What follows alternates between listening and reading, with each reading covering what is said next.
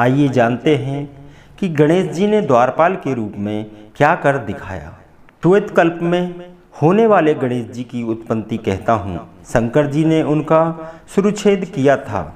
शंकर जी के विषय में यह सब कुछ भी संदेह करना योग्य नहीं है, क्योंकि सबके प्रति शंकर जी सगुण भी रहते हैं और निर्गुण भी रहते हैं।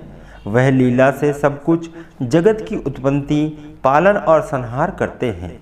अब आदर सहित उनके चरित्र को सुनिए। शिव जी कैलाश पर चले गए। तब कुछ समय व्यतीत होने पर गणपति का जन्म हुआ। एक समय की बात है, जया और विजया नामक पार्वती की दो सखियों से परस्पर विचार कर रही थी।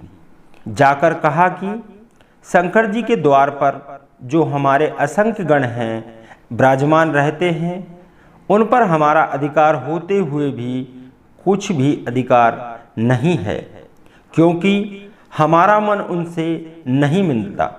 भगवती पुण्यशीले, एक हमारा भी कोई गण होना चाहिए। देवी पार्वती को सखियों की यह बात प्रिय लगी और उन्होंने उसकी रचना की इच्छा भी की। जब एक समय पार्वती जी स्नान कर रही थी और नंदी द्वार पर बैठा हुआ था, तब उसके मना करने पर भी शिव जी अट्टहास मंदिर में प्रवेश कर गए, जिससे लज्जित हो जगदम्बिका तुरंत उठ बैठी। तब उन्होंने अपनी सखी का वचन याद किया। उन्होंने सोचा कि ऐसा सेवक हो जो मेरी आज्ञा से कदापि विचलित ना होवे। ऐसा विचार कर पार्वती जी ने अपने शरीर के मेल से सर्वलक्षण संपन्न एक पुरुष, वह शरीर के सब अवयवों से निर्दोष था, किंतु सुंदर, विशाल और सर्वशोभा प्रसन्न था, महाबली एवं पराक्रमी था। पार्वती जी ने उसके प्रकार के वस्त्रों से सजा, उसके प्रकार के अलंकारों से युक्त कर बड़ा आशीर्वाद दिया और कहा कि तुम ही एकमात्र मेरे पुत्र हो, दूसरा कोई नहीं है। तब उस पुत्र ने पार्वती जी से कहा कि हे माता, मेरे लिए क्या आज्ञा है, मैं आपकी सब आज्ञाओं को पूर्ण करूंगा।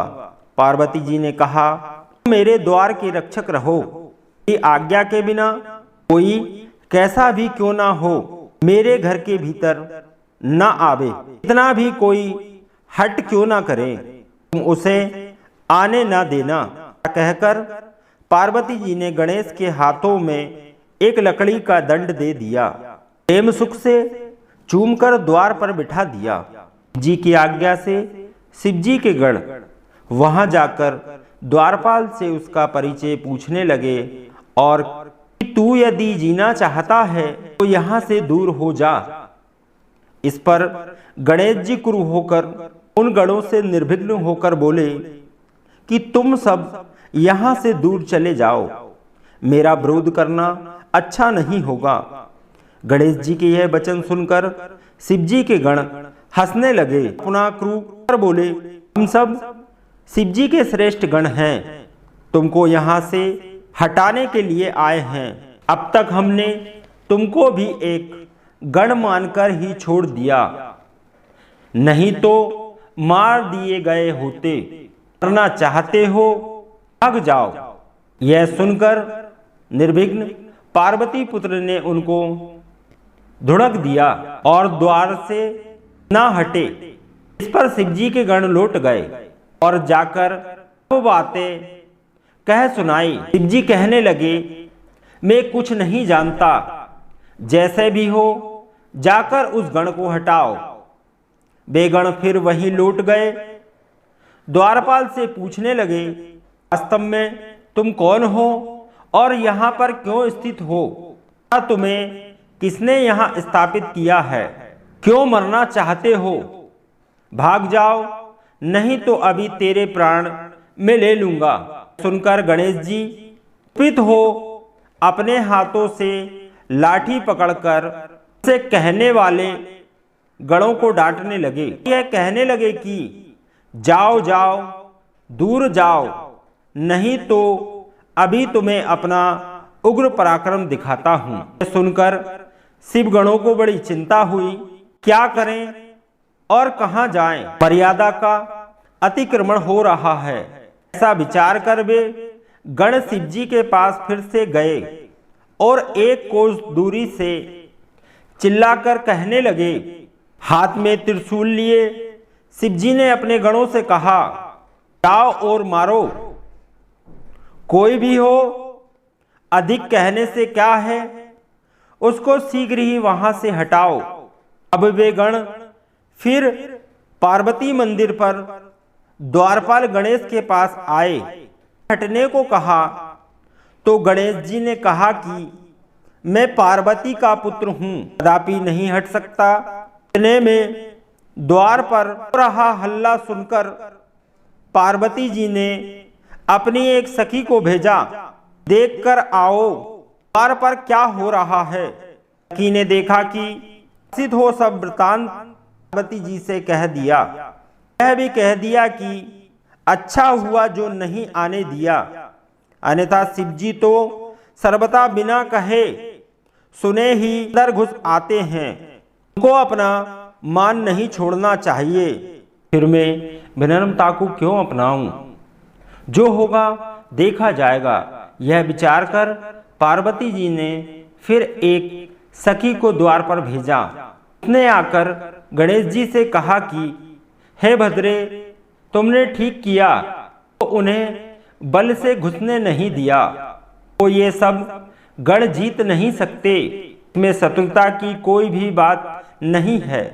सखी द्वारा माता का ये संदेश पाकर गणेश जी बड़े प्रसन्न हुए, उन्हें बड़ा बल प्राप्त हुआ। सुनकर शिव जी के गण हठ पूर्वक फिर मंदिर में नहीं गए, शिव जी के पास लौट गए और यहाँ का सारा वृतांत उन्होंने सुना दिया। यह सुनकर शिव जी बोले, अच्छा तो अब युद्ध ना करो, क्योंकि तुम सब हमारे गण हो और वह पार्वती का गण है।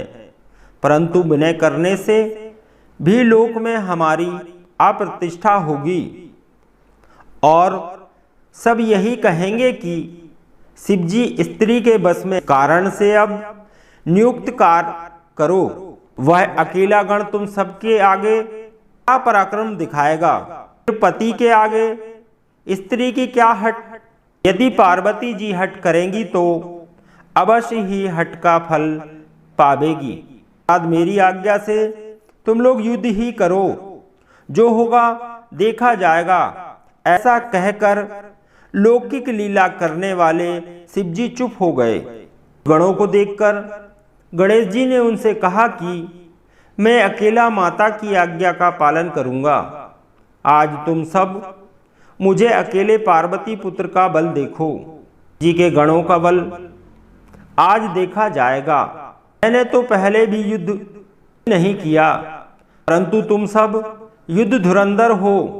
अब तो हमारी और तुम्हारी लज्जा की रक्षा शिव पार्वती ही करेंगे। ब्रह्मा कुछ ऋषियों को साथ लेकर तब मैंने कहा, शिव क्षमा करो, क्षमा करो, मैं युद्ध के लिए नहीं आया हूँ।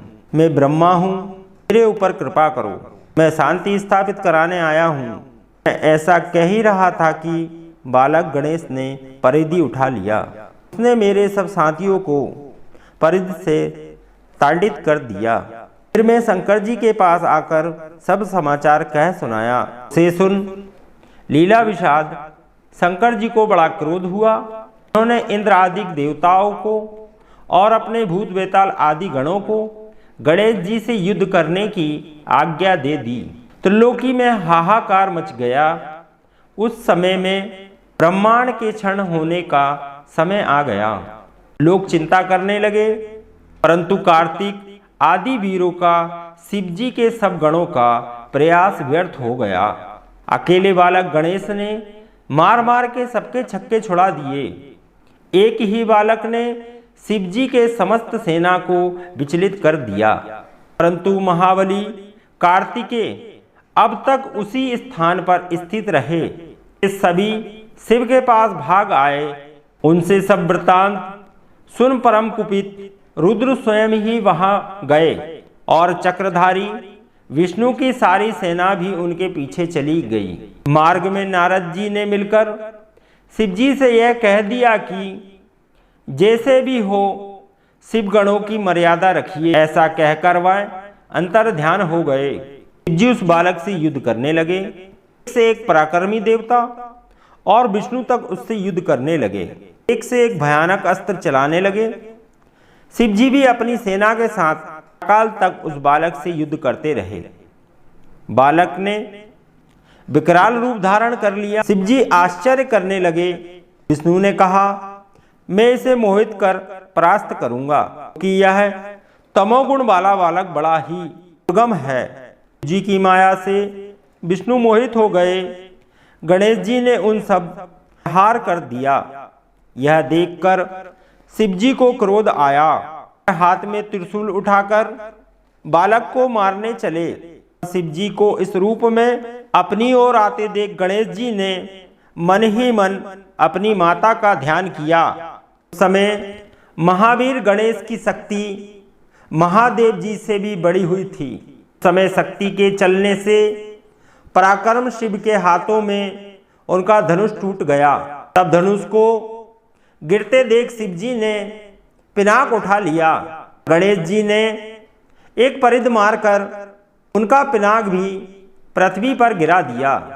इस प्रकार महावीर विष्णु और गणेश्वर को युद्ध करते हुए बहुत समय बीत गया। इस बीच गणेश जी ने विष्णु को मार मार कर मूर्छित कर दिया। भी विष्णु उठ कर शिवापुत्र के साथ संग्राम करते रहे। यह देखकर शिव जी को बड़ा क्रोध आया और उन्होंने त्रिशूल उठा शीघ्र ही उस बालक का सिर काट दिया। देवता और गणों की सेना निश्चिंत हो गई।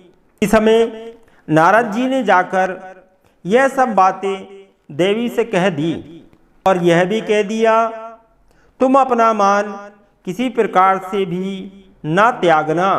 ऐसा कहकर वह अंतर ध्यान हो गए। अब उस वृत्तांत को सुनकर महादेवी ने किया, कृपा करें मुझ पर, समस्त कथा सुनिए। गणेश जी के शिरोच्छेदन से शिव पटह बजाकर महोत्सव करने लगे। इधर पार्वती को बड़ा क्रोध आया। वह कहती, हाँ मैं क्या करूं, कहाँ जाऊं, मुझे बड़ा दुख प्राप्त हुआ। भी देवताओं ने गणों ने मेरे पुत्र का संहार कर दिया। मैं सबका नाश प्रलय करूंगी। इस प्रकार दुखी पार्वती जी ने 1000 शक्तियों की रचना कर डाली। वे निर्मित शक्तियां जगदम्बा शिवा को प्रणाम कर कहने लगी, हे माता क्या आज्ञा है।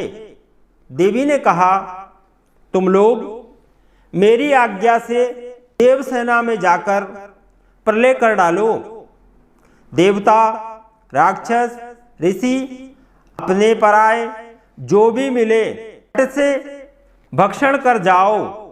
पार्वती जी की आज्ञा से वह सब शक्तियां क्रोध में तत्पर हो सब देवता आदि का भक्षण करने लगी।